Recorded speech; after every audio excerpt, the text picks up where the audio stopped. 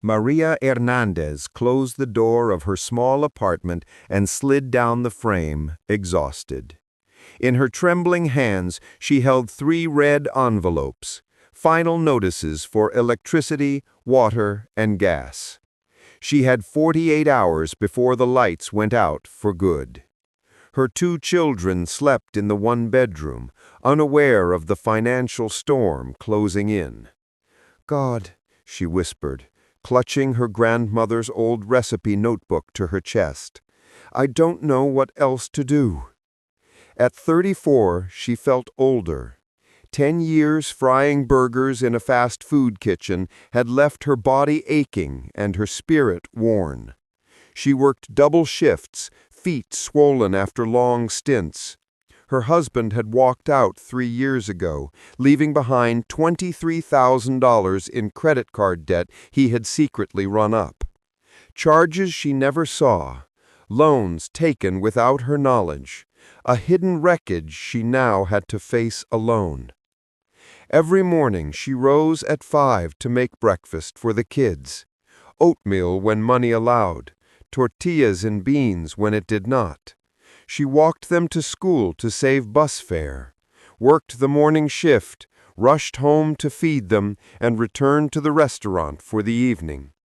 By 10 at night she was back, bones sore and heart heavier.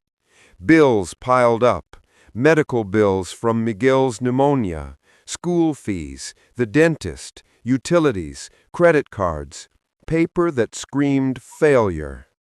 The landlord increased the rent by $100 6 months ago, and that extra $100 had been the straw that broke her. Credit lines were maxed, collectors called at all hours, escalating to threats of legal action. Maria stopped answering her phone. Too many times she sobbed in the shower so the children would not hear. She lost 20 pounds in months. Friends had no more to give. Family lent her their compassion, but little cash. She was alone and drowning. Then one Monday she walked to work and found a typed notice on the restaurant door. Closed permanently. No severance, no warning. 120 employees suddenly jobless. Maria stood stunned, feeling the ground vanish beneath her. She applied everywhere, submitted resumes, and heard only, "We'll call you." She applied to dozens of jobs and faced rejection after rejection. Hunger and hopelessness wrapped around her. At home that night, the red envelopes screamed their deadlines, 2 months' rent due. She had to find $1,700 by Friday or lose their home.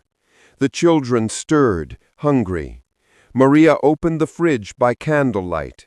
A half carton of eggs, souring milk, a hard tortilla, a moldy piece of cheese. Her stomach clenched. She opened her grandmother's notebook to recipe 17, Abuela Elena's Tamales. The letter tucked inside told of survival. Bisabuela Josefina cooking tortillas and tamales to feed 7 children during war. Elena feeding 11 children and putting them through school. When all seems lost, put to work what God gave you. Food made with love never goes unsold, the letter read. Postscript. Recipe 17, my special tamales. No one can eat just one. Maria read and cried. That night she mixed masa with what little she had, a bit of chicken, some chiles, a pinch of salt, substituting when necessary, but keeping the spirit. The aroma woke the children. Sophia wandered in, rubbing her eyes. "What are you making, Mommy?" Miguel asked. They helped, small hands learning simple tasks, binding tamales like little prayers.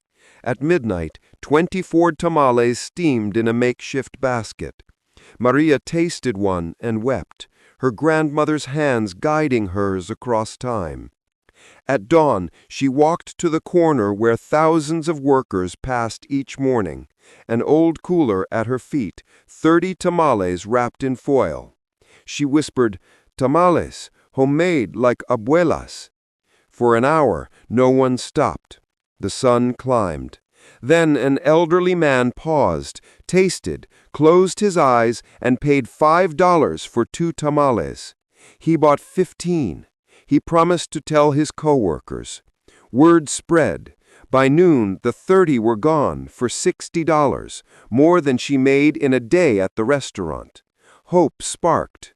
A chef sampled her tamales and offered a contract for 100 tamales a day at $5 each, a life-saving opportunity that still left a rent gap.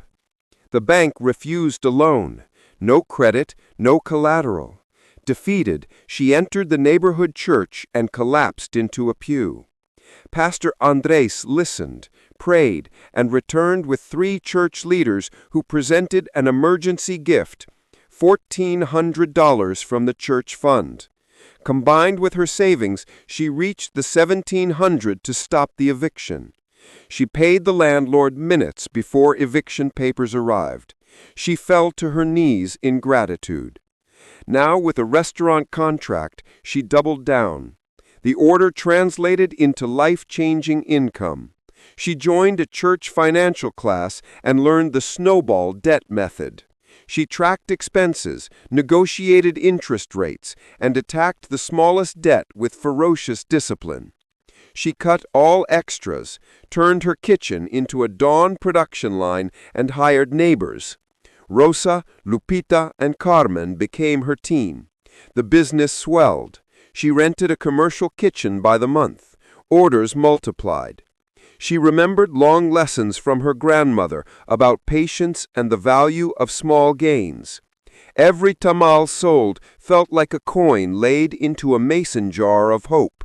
She logged every sale, every expense, and learned to forecast supply needs. Her confidence grew as orders repeated and referrals multiplied. What began as desperation became steady craft and small, reliable momentum. Within 6 months, Maria paid off $23,000 in consumer debt. She paid the last card and cried hard for joy. Her business grew. 3 restaurants contracted regular deliveries. She expanded to cater in corporate breakfasts and opened a storefront called Abuela Elena's Kitchen. She trained and employed women who had faced desperation. She created a small microloan fund.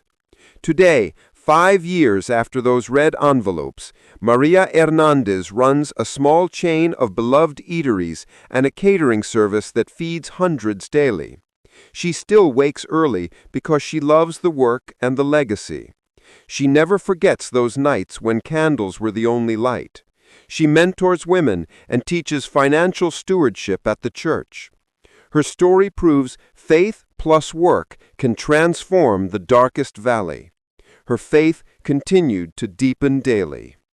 You just spent 8 minutes for God, 8 minutes to grow in wisdom, faith, and peace. See you tomorrow. Verse for your meditation, Proverbs 3:5-6. Trust in the Lord with all your heart, and lean not on your own understanding. In all your ways submit to Him, and He will make your paths straight.